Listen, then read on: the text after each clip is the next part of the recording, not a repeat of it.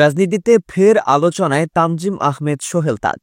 বৃহস্পতিবার হঠাৎ করেই তিনি বোন শারমিন আহমেদকে সঙ্গে নিয়ে প্রধান উপদেষ্টা ড মোহাম্মদ ইউনূসের সরকারি বাসভবনে দেখা করতে গেলে রাজনৈতিক অঙ্গনে শুরু হয় জোর গুঞ্জন। তাজউদ্দিন আহমেদের সন্তানের এই হঠাৎ আগমনে নতুন করে গরম হয়ে উঠেছে রাজনৈতিক বিশ্লেষণ ও ভবিষ্যৎ জোট প্রক্রিয়া। প্রধান উপদেষ্টার সঙ্গে সৌজন্য সাক্ষাতে সোহেল তাজ ও শারমিন আহমেদ তাকে উপহার হিসেবে দিয়েছেন তাজউদ্দিন আহমেদের জন্মশতবার্ষিকীর আমন্ত্রণপত্র এবং তাজউদ্দিন আহমেদকে নিয়ে লেখা শারমিন আহমেদের বই নেতা ও পিতা। তবে বিশ্লেষকদের মতে এই সাক্ষাৎ শুধুই সৌজন্য নয়, বরং এর পেছনে রয়েছে ভবিষ্যৎ রাজনৈতিক পরিকল্পনা। ধারণা করা হচ্ছে সাবেক স্বরাষ্ট্র প্রতিমন্ত্রী সোহেল তাজ জাতীয় নাগরিক পার্টি এনসিপিতে যোগ দিতে পারেন। এমনকি আগামী নির্বাচনে গাজীপুরের কাপাসিয়া থেকে শাপলা প্রতীকে প্রতিদ্বন্দ্বিতা করতেও পারেন তিনি। উল্লেখ্য, সোহেল তাজ আওয়ামী লীগের দুঃসময়ে গুরুত্বপূর্ণ ভূমিকা পালন করলেও দলীয় রাজনীতিতে বারবার উপেক্ষিত হন। 2009 সালে মন্ত্রিত্ব গ্রহণের পরপরই এক বিব্রতকর ঘটনার জেরে পদত্যাগ করেন তিনি।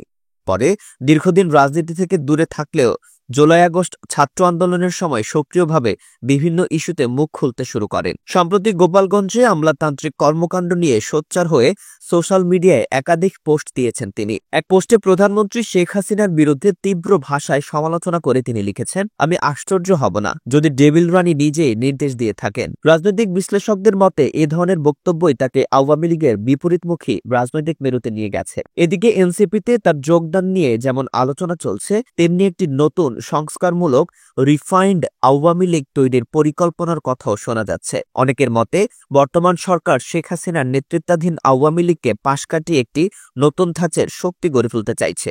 সেখানে সোহেল তাজ ও সেলিনা হায়াৎ আইভীর মতো নেতাদের সামনে আনা হচ্ছে। তবে এ নিয়ে আওয়ামী লীগের তৃণমূল নেতাকর্মীদের মধ্যে অসন্তোষ প্রবল। অনেকেই বলছেন এটি দলের অস্তিত্বে হস্তক্ষেপের শামিল হবে এবং এর বিরুদ্ধে কঠোর প্রতিক্রিয়া দেখা যাবে।